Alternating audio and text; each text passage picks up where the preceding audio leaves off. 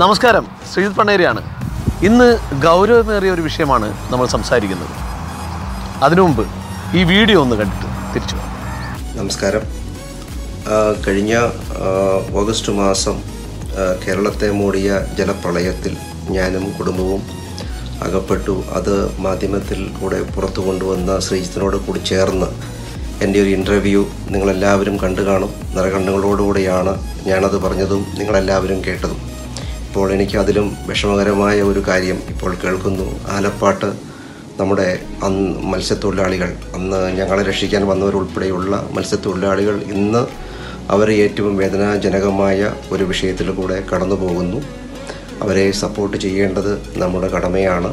ഇത്രയും പെട്ടെന്ന് കാര്യങ്ങളൊക്കെ ഒരു ക്രമീകരണം ഉണ്ടാകട്ടെ എന്ന് ഞാനും ആത്മാർത്ഥമായി ആഗ്രഹിക്കുകയും പ്രാർത്ഥിക്കുകയും ചെയ്യുന്നു.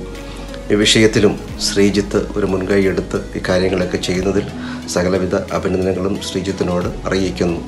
അതെ, ജിജി ഫിലിപ്പ് 2018 ഓഗസ്റ്റ് മാസത്തിൽ കേരളം കണ്ട മഹാപ്രളയത്തിൽപ്പെട്ട 10,000-കണക്കിന് കുടുംബങ്ങളിൽ ഒരു കുടുംബം ജിജിയുടേതായിരുന്നു. ജിജി പ്രവാസിയാണ്. നാട്ടിൽ അദ്ദേഹം അവധിക്കെത്തിയ സമയത്താണ് മഹാപ്രളയം അദ്ദേഹം നേരിടേണ്ടി വന്നത്.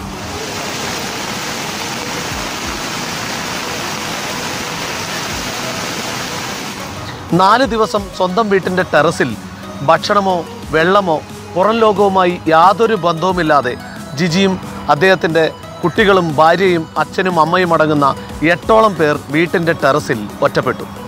പുറം ലോകവുമായി യാതൊരു ബന്ധവുമില്ലാത്ത 4 ദിവസങ്ങൾ. 4ാമത്തെ ദിവസം തീർത്തും അവശരായ അച്ഛനെയും അമ്മയെയും സ്വന്തം കുടുംബത്തെയും നോക്കി ജിജി ഉറപ്പിച്ചു മരണം നമ്മളെ തേടി എത്തുമെന്നുള്ളത്. 4ാമത്തെ ദിവസം ജിജിയുടെ ഇളയ മകൾ ജിജിയെ നോക്കി ഒരു ചോദ്യം ചോദിച്ചു, അച്ഛാ, നമ്മൾ നാളെ ജീവിച്ചിരിക്കുമോ എന്ന്.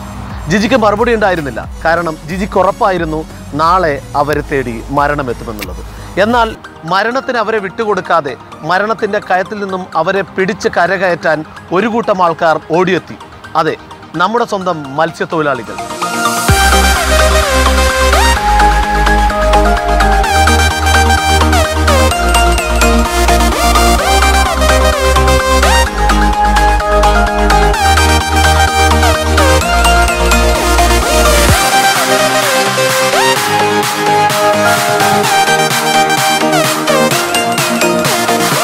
കേരളത്തിൻ്റെ സ്വന്തം സേനയെന്ന് നമ്മൾ അഭിമാനത്തോടെ വിശേഷിപ്പിച്ച നമ്മുടെ സ്വന്തം മത്സ്യത്തൊഴിലാളികൾ വെറിയാർന്ന കൈകളോടെ 8 പേരടങ്ങുന്ന ഈ കുടുംബത്തെ കയറ്റി സ്വന്തം ബോട്ടിലേക്ക് കയറ്റി കരയിലെത്തിച്ച് പെട്ടെന്ന് തന്നെ അടുത്ത ജീവനെ തേടി രക്ഷിക്കാൻ വേണ്ടിയുള്ള അവരെ യാത്ര തിരിക്കുന്നതിന് മുമ്പ് ജിജി അവരെ തടഞ്ഞു നിർത്തി ചോദിച്ചു, സഹോദര, നിങ്ങളുടെ അഡ്രസ്സ് ഒന്ന് തരുമോ?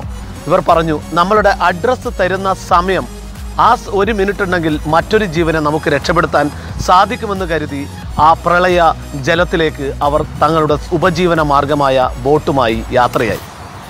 ഇന്ന് 2019 നമ്മൾ നിൽക്കുമ്പോൾ നാട്ടിലെ പല കുടുംബത്തിലും സന്തോഷത്തിൻ്റെ കണ്ണീരില്ലാതെ നമ്മൾ 2019 വരവേൽക്കാൻ കാരണം ആ മത്സ്യത്തൊഴിലാളികൾ നമുക്ക് വച്ചു നീട്ടിയ ജീവൻ ഒന്നുകൊണ്ട് മാത്രമാണ്.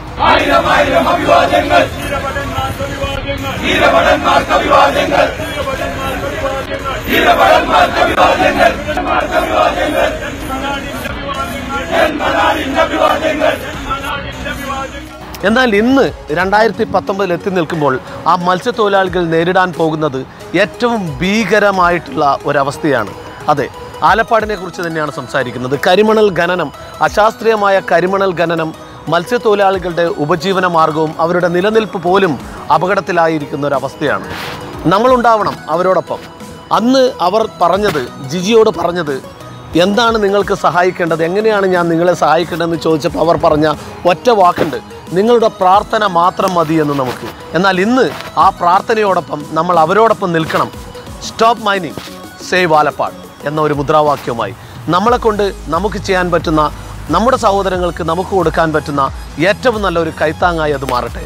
സേവ് ആലപ്പാട്. 2018 ഓഗസ്റ്റ് 26-ാം തീയതി ജിജി ഫിലിപ്പിൻ്റെയും കുടുംബത്തിൻ്റെയും ഇൻ്റർവ്യൂ, ആ വീഡിയോ ഞാൻ സോഷ്യൽ മീഡിയയിൽ ഷെയർ ചെയ്തപ്പോൾ 10,000-ങ്ങളാണ് ആ വീഡിയോ കണ്ട് കരഞ്ഞത്. 10,000-ങ്ങളാണ് ആ വീഡിയോ ഷെയർ ചെയ്തത്. 10,000-ങ്ങളാണ് ആ വീഡിയോ കണ്ട് നമ്മുടെ സ്വന്തം മത്സ്യത്തൊഴിലാളികളായ സഹോദരന്മാരെ കുറിച്ച് ഓർത്തഭിമാനിച്ചത്. ഇന്ന് അവർക്ക് വേണ്ടത് നമ്മുടെ പിന്തുണയാണ്. അന്ന് നമ്മുടെ ജീവൻ രക്ഷിക്കാനായി എല്ലാം മറന്ന് ഓടിയെത്തിയവരാണ് നമ്മുടെ സ്വന്തം സഹോദരന്മാരായ മത്സ്യത്തൊഴിലാളികൾ. ഇന്ന് അവരുടെ ജീവൻ അപകടത്തിലായിരിക്കുന്ന ഈ അവസരത്തിൽ അവരെ സഹായിക്കാൻ നമ്മളുണ്ടാവണം. അടുത്ത വീഡിയോയുമായി വീണ്ടും കാണുന്നതുവരെ നന്ദി, നമസ്കാരം.